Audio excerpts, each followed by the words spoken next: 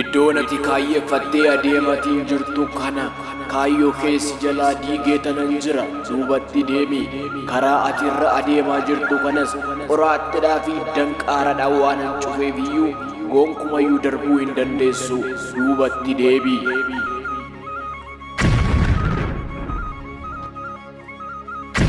Si fuuldura hin goru oomtunuu danda'ee darbi deemi kan jedhu sagaleen dhaga'e kan jedhu faarfannaan san faarfachaatiin adeemi. Doorsisa diinaa sodaatte gonkumayyuu duubatti hin deebiin. Adeemsi kee gara fuulduraatti haa ta'u. Bantii waaqaa gajjallaa irratti aboon erga isiniif kenname, ati immoo eenyuun sodaattaree? Hanga handaara lafaatti adeemiti wangeela mootummaa Waaqayyoo lallabe.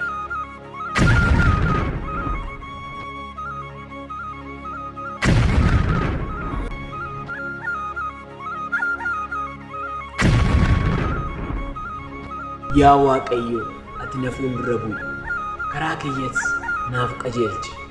Ayyaanni kee narraa hin fagaatin, yeroo hundumayyuu ati na wajjin hin adeemi.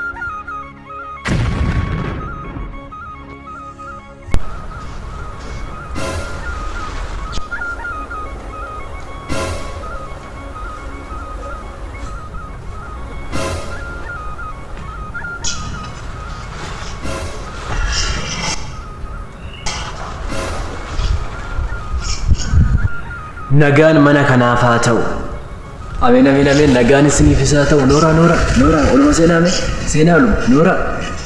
Mee seenu nageenyi mana keessanitti haa seenu. Garuu immoo nagumaan dhufta miti garuu nagumaadhuma miti rakkinni hin jiru. Lakki gaashee rakkina maaliitu hin jira jettaniiti rakkinni homtuyyuu hin jiru. Nagumaan dhufi lakki nagaadha. Shooka baga nagaadhaan dhuftanii ani koo chigrii wayiitu hin jira jedheen baay'ee danaggateeyyuu waan hundumaafiyyuu baga nagaadhaan dhuftanii. Mee ol seenaa jennaan silaa diddanii mee teessoo tanarra gadi taa'amee waan dhuftanii natti madhaa. Na simachuu keessaniitiif na kabajuu keessaniitiif guddaa tokko galatooma. Waaqayyo immoo bara keessan haa eebbisu gaashee.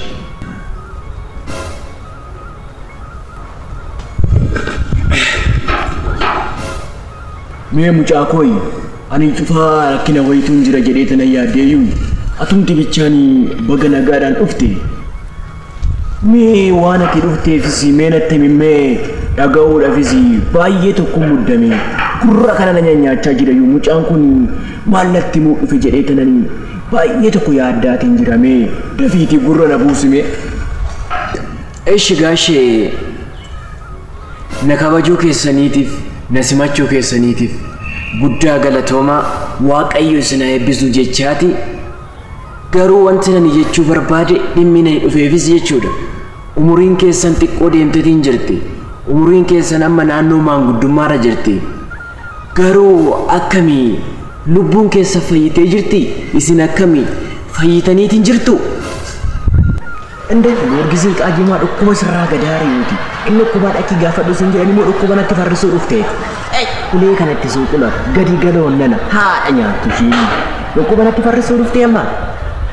Inni dhukkubaa dhaqii gaafadhu isin jedhanii gadi galoon nana haadha nyaattu isheen.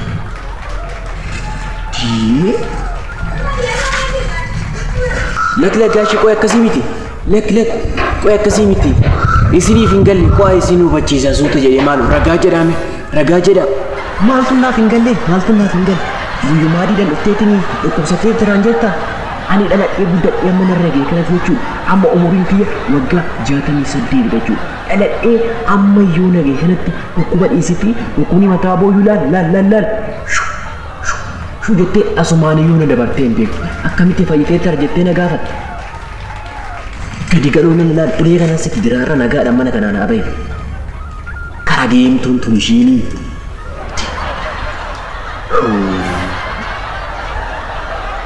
Yoo barbaadde jechuudha dhaqiitii hiriyoota wajjin guddadhe dhaqiitii gaafadhu.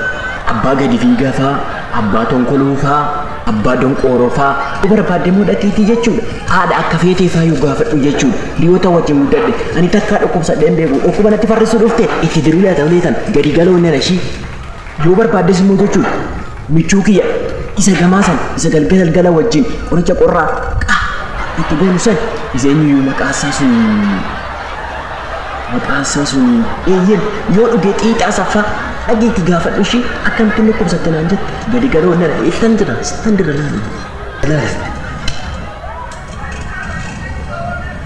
Qoy gaashee akkasii miti isi nama guddaa miti maalifiin akkanatti hin horii maalifiin akkanatti nama arrabsitu isin nama guddaa miti kananani jedhe isiniif hin galle maaloo yeroo tokko bichaa ragaa jedha suuta jedhe tana isin hubachiisa maaloo gaashee isin nama guddaa miti namaan jedhe akka nama guddaa teessituu natti mamoo har'a na barsiista mastaawotii bee manaan qaba yoon gadi bahu ofillaal yoon ol gol ofillaalaa jechuudha aarriin eessatti akka na baate aarriin akka mataatti na yaate fuulli faa akka na qoncoore akkasitti nama ofillaala mastaawotii manaan qabu na seete akka nama guddaa ta'an iyyuu guyyuma guyyaadhaan of argaatiin jira situu natti mamoo. Lakkim gaashee akkas miti isinitti fakkaate malee kananan isiniin jedhe kananani fayyiteerta isiniin jedhe ko dhukkuba foonii osoo hin taane dhukkuba cubbuurraa fayyitaniirtu isiniin jechuu kiyyadha maalifiin isiniin galuu. Duruman beekee waggooti fiigaatiin nutti akka ati fayyaa hin taane maaliif maraatte moo angooliin keessirri hojjechaatiin hin jiru hospitaala Phaawulosii amallattee dhufte moo hospitaala Phaawulosiitii miliqxeetii dhufte ammaati. Ati fayyaa miti maa maraatteerta nagaan qabdu boo nagaa si haadha Giyoorgisiin itti hiruu laata maal dhukkuma namatti farristii gadi galoo qawusiin nama ishii karaa deemtu. Lakki gaashee ani maraannee fayyaan qaba hospitaala Phaawulosiitis amallaxeetiin hin dhufne ani nama fayyaa qabudha ofii kiyya lubbuun kiyya fayyitee jirti anis immoo lubbuu kee fayyisuu dhufe maaloo gaashee na jedha saanna yeroo tokko inni na dhufee fikkoo ofiidhaa otoo hin taane lubbuu keetiif jedhee tanan inni nan isin bira dhufe maaloo maaliifin horiitu akkanatti yeroo tokko ragaa jedhaa na hubadhaa mee nan dubbachaatiin jiru waan namni namaan jedhu dura caqasaniiti kan dubbatan. Malee osoo namni afaanii fixatiin inni horiyan hin lolan na caqasaamii maaloo yeroo tokko dhiibama wajjin toli yaa madaana namni ijoollee gurbaan kun har'a jiddumaan bishaan tabbata sinoo yaasatiin jira ani dhukkubsannee fayyaan qaba eessa yoon garaa na ciniinee mataan na bu'aafatee lukti na naafatee harki narraa cite ani fayyaan qaba maal taate na geessu nagaara hin baatu warra mana kana sidhawii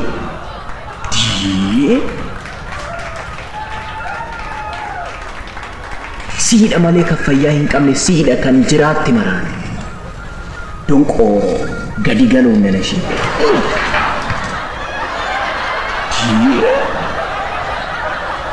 bakka ani sii jedhee maraachuu qabaa sifaat ati yoo maraatte ani sifaana sii jedhee maraachuun qaba iddi siddi gadi galuun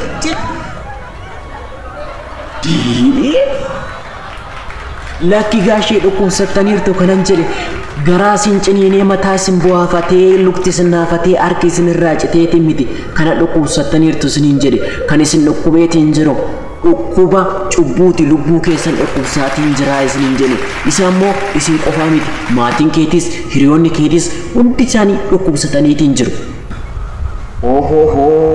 Macarrashaan kiyya deemtee akkana taate siruma amma moonarra ceetetiin sirumayyuu amma gara maatii kiyyaatti gara hiriyoota kiyyaatti ceete jechuudha sirumayyuu keessa baatee hiriyoonni keetis maatiin keessattis akkuma kee kana dhukkubsachaatiin jiru naan jechaatiin jirta.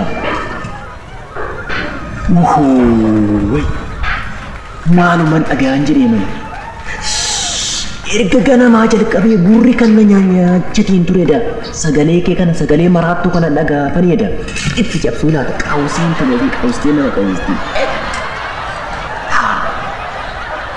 eeyyan si qofaa miti isaanis dhukkubsachaatiin jiru isaan qofa utuu hin taane namni addaamirraa jalqabee hanga yoonaatiin jiraatu hundi isaayyuu dhukkuba kanaan faallameetiin jira dhukkuba kanaan dhukkubsachaatiin jira kan isaan fayyuu danda'an qoricha isa na bira jiru kana yoo fudhatan qofadha qoricha isaa kennu ana bira jira yoo qoricha kana fudhatan malee gonkumayyuu fayyuu hin danda'an. Soba kee baammas irratti qabadhe sirumayyuu keessa baateetiin ilaali akka ati guyyumaadii kana sobdu maalittan beekisiif keessuma baateetiin hiriyoonni keetis goddanyaan keessunis michuun keessunis dhukkubsateertaa naan jette beekta miti. Maalikin soba amma birbirsaa ga'u kana sobdameem kaleessa ani la keessumayyuu anii fi jechuudha godanyaan kiyya ni gamaa yoo dhuge xiixaa sun kaleessa wajjin araqee Akkatti gochaatiin bullee maaliifin soddakameem ganama naaf bilbileetiin isaaniiyyuu jechuudha. Fayyaa ta'uusaa akkamitti hubate ganama naaf bilbileetiin bakka kalee isaan ittiin deebiin yeroo naan jedhe ishiin lannan jedhee maaliifin sobda fayyaa isaa miti hammaadha. Isin jetteetuma soba amma gurgursee ga'uu kana gadi natti guurtaa. Laal tuullaa xaafii abbaa ol fiigaa beekte miti. Tuullaa xaafii abbaa ol fiigaa somni kee isa 20 ta'a ishee. Isa 20 ta'a. Isa 20 ta'a. Haali kun sobbaa kan morma ishii gara bitaatti jallisuudhaan soqoloo.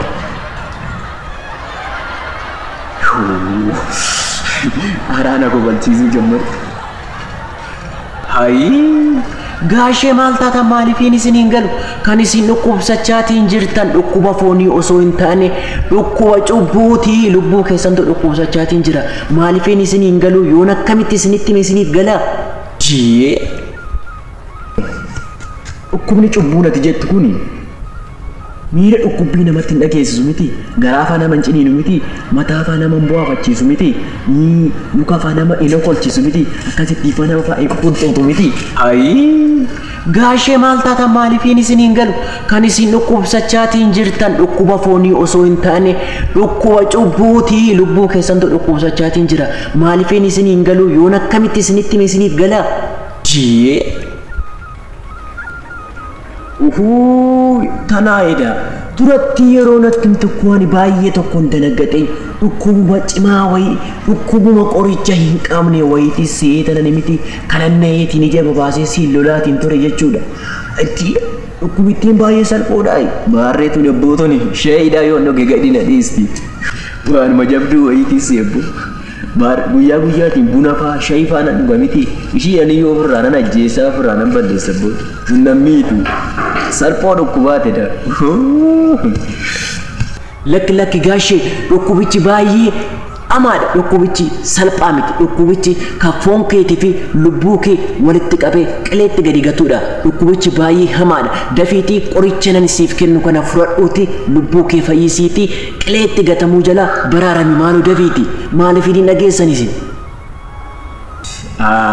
Dhukkuba foon namaatii fi lubbuu namaa qileetti gadi gatu tana wajjin illee qoosni ishiillee achumatti haftu ishii keessaan qabu mee mana yaalaa natti miidhaqee tana yaallama dafee yeroo jechuudha. Utuu ishiin qileetti gadi nan gatiin an dhaqee yaallama mana yaalaa eenyu jedhama mee nan dhaqa. Manni yaalaa asuma jira. Meen illee haa ta'u waan qoricha ishii mitiiree qorichi ishii eessaa argamti. Kinoo qorichi nan siif kennu jechuudha kan si yaalu osoo hin taane kan si fayyisuudha. Hoo liqimsi maaloo gaashee. Qoricha daasuma bira jirti mee maaloo as kenni kame asnatti kenna. Garuu qoy bishaan hin jiru maali nan liqimsa.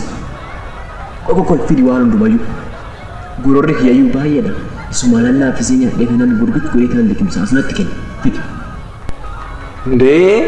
Lakki gaashee kitaaba kana nyaatteetiin liqimsita osoo hin taane kan asirratti barreeffame kana nyaadhuutiin liqimsi. Inni kuni kitaabadha. Yoo nyaatte homaa si fayyadu. Garuu sagalee asirratti barreeffame kana yoo nyaattee liqimsiteedha kanatti fayyuu dandeessu. Sii galeema? Ishi akkamitti liqimsu ree? Akkam beeku kan liqimsa kaa ishi akkamitti liqimsu? Sii kennuun nyaatta? Mee maaloo as kenni kame? Ishi bakkuma teechutti harka kee lamaan ol qabeetii isa nani jedhe ana duukaa jedhu.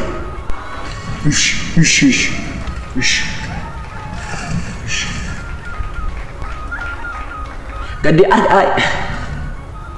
harka lamaan kee ol qabadhu man harka tokko hin qabin. Akkasitti harka lamaan kee ol qabadhu. Dallaa seexanaatii ba'e. Maqaa koo galmee jireenya irratti naa barreessi. Yakka kiyyas immoo hunduma isaa naaf dhiisi. Cubbuu biyya kana hundumayyuu ati naaf dhiisi. Ameen. Bakka ati fayyiteerta natsaa baateerta. Amma fayyeera jechuudhaare lubbuun kiyyas qileetti gadi hin badu jechuudhaare. Eeyyee ni fayyiteerta.